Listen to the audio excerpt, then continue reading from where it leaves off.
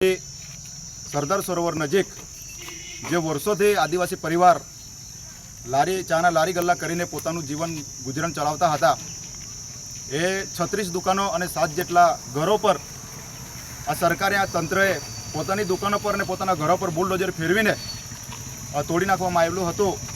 એના અનુસંધાનમાં આજે અમે એ પરિવારને મળવા માટે ને જે યોગ્ય જગ્યાએ જે રજૂઆત કરવાની હતી એને અમારે ત્યાં જઈને આવેદનપત્ર આપવાનું હતું અને જે દુકાનો તૂટી ગયેલી છે એ દુકાનોનું વળતર મળે અને જે જગ્યા પર તૂટેલી છે એને પુનઃ સ્થાપિત કરવામાં આવે એવી માંગ સાથે અમે કેવડિયા જઈ રહેલા હતા।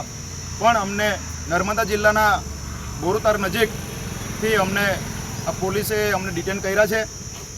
એટલે હું એવું કહેવા માગું છું સમાજના એક યુવાન તરીકે કે આ સરકાર આટલું બધું અમારા પર જે અમારા હકો છીનવાઈ રહેલા છે, અમે વર્ષોથી આદિ અનાદિકાળથી અમે રહીએ છીએ અને અમારી જમીનો જે હડપવાનું કામ આ સરકાર કરેલી છે એને સામે અમારી લડાઈ છે।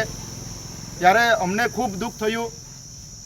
અમારા સમાજના લોકો, આગેવાનો, વડીલો બધા ભેગા હતા, પણ અમને અહીંયા પોલીસે ડિટેન કર્યા છે। એટલે અમને ત્યાં જવા દેવામાં નથી આવ્યા, એટલે અમે ખૂબ જ દુઃખની લાગણી અનુભવીએ છીએ। આવનાર સમયમાં જ્યારે પણ અમારી જરૂર પડશે, સમાજને જરૂર પડશે, અમે તત્પર છે। સમાજનો યુવાન અને કોઈ પણ એ તંત્ર અમે લડવા માટે અમે આવનાર સમયમાં જ્યારે પણ અમારા સમાજ સાથે અન્યાય થશે, અમારા હકનું જ્યારે આપવામાં નહીં આવશે, અમારું હકનું છીનવાશે, ત્યારે અમે ચોક્કસપણે એકતા બતાવીને અમે આવનાર સમયમાં સરકાર સામે પણ બમણા જોરથી અમે લડીશું। એ જ વિનંતી કરું છું। જોહાર, જય આદિવાસી।